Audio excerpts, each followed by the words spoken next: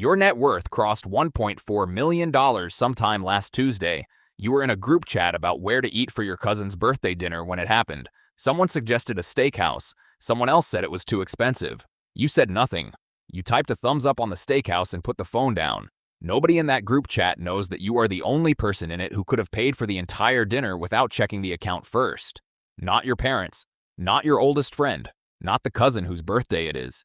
You have been the wealthiest person in every room you have entered for the last 14 months. Every family gathering, every work meeting, every coffee with someone who is worried about their finances and asks what you think they should do. You listen. You give honest, general answers. You do not say the number. This is what that actually feels like from the inside. The family dinner. The birthday dinner is on a Saturday. You arrive in the same car you have driven for 8 years. You park beside your uncle's new truck. He financed it last spring. Payments are $640 a month. He mentioned it twice at Easter. You walk in and everyone is already seated and your aunt has saved you the chair with the slightly wobbly leg because nobody else wants it. The seat nobody wants. You sit in it without mentioning that it wobbles. Dinner moves the way family dinners move. Someone asks about work. Someone asks about your apartment. Your mother mentions to the table that you are very careful with money. The way she says it carries a faint apology in it, like careful with money is a limitation you were born with, rather than a decision you made over 8 years of very deliberate choices. Your uncle agrees. He says something about how you always were the sensible one. Sensible. You pass the bread. You ask your cousin about her job. You listen to 3 people at this table describe financial situations that you could resolve with a single transfer that would not move your balance enough to notice. A medical bill that has been sitting on someone's counter for 4 months. A car repair that got pushed back again. A credit card balance that has been rotating for 2 years. You know all of this because you are family, and family talks about money the way people talk about weather. Openly, constantly, without realizing that the person sitting in the wobbly chair could change all of it before the check arrives. You do not say this. You split the check evenly. You leave a slightly larger tip than your share. You hug everyone at the door. You drive home in the 8-year-old car. Why you do not say it? You have thought about saying it. Not to impress anyone. Not to fix the medical bill or the car repair or the credit card. To stop the specific performance that happens around you when people assume you are in the same place financially that they remember you being in 4 years ago. The performance of people adjusting what they suggest based on what they think you can afford. The performance of no one asking for your perspective on money because the assumption is that you do not have much authority on the subject. The performance of your mother's faint apology when she describes you as careful. You have thought about correcting it. You have decided not to.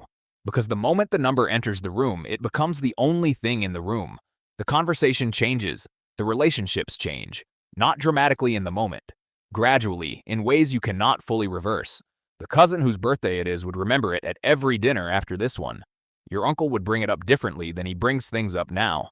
Your mother's pride would shift from something quiet and accumulated to something she announced. An announcement changes a thing. You chose the version where the number stays in the account and the relationships stay what they are. That is not easy. It is a specific kind of loneliness that has no clean name and that you did not expect when you were building the thing. The loneliness of knowing something about yourself that changes the room every time you walk into it and choosing not to let it change the room. The coworker.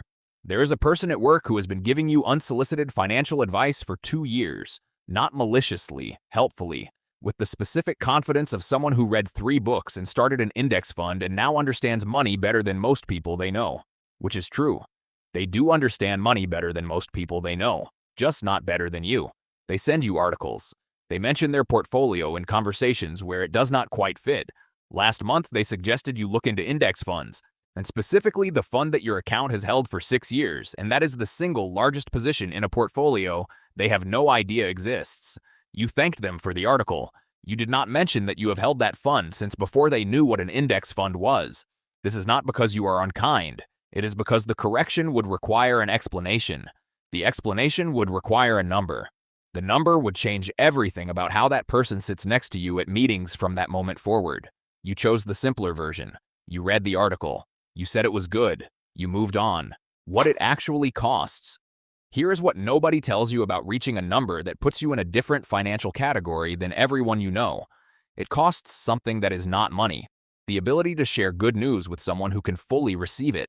When your portfolio crossed 7 figures, you were sitting in your car in a parking garage after a grocery run. You stared at the number for about 12 seconds. You wanted to call someone. You went through the list in your head. Every person on the list would have had a version of the same response. Congratulations wrapped in something else. Surprise. Recalibration. The specific shift that happens when someone learns that the picture they had of you was significantly wrong. You called no one. You drove home. You made dinner. The number has kept moving since then. You have watched it move in parking garages and on lunch breaks, and once in the elevator at work while two people debated whether they could afford to take a vacation this year. You stood in the elevator and said nothing and pressed the button for your floor. This is the part that does not make it into the financial content. The number is real. The life around the number is also real. And the life around the number includes the specific quiet of having built something significant in a way that the people who love you have no framework to understand. That quiet is not a complaint. It is an accurate description of what this actually costs, what it gives back. But here is what it gives back. The Saturday morning that is completely yours, not scheduled around someone else's expectations, not calculating against what you can and cannot afford. Just a Saturday morning with coffee and the account open and the number slightly higher than last Saturday and nobody asking anything of the morning except what you ask of it. The meeting you left last month because it was going nowhere. You stood up, you said you had another commitment. You walked out. The commitment was nothing. You just did not want to be in the room anymore, and the specific fear that used to make that impossible, the fear of the consequence of what leaving costs, was not there.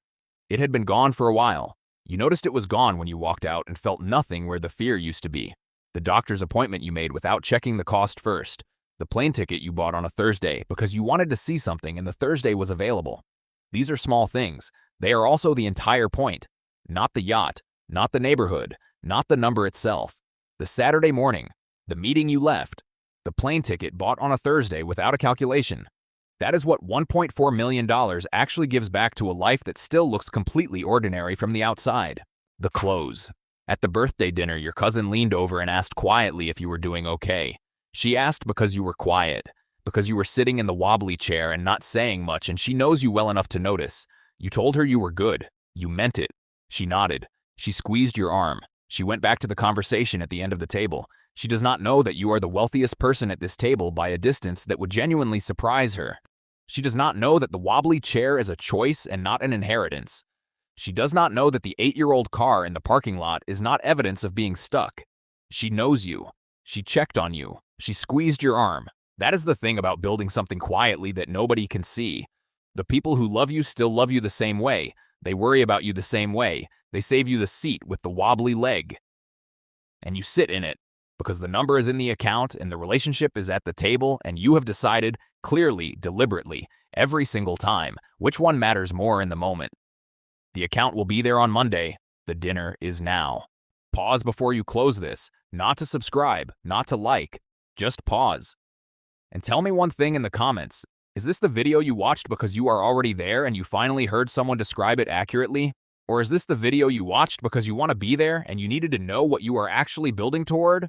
Either answer tells me what to make next. Write it below. 1 sentence or 10. I read every word. See you in the comments.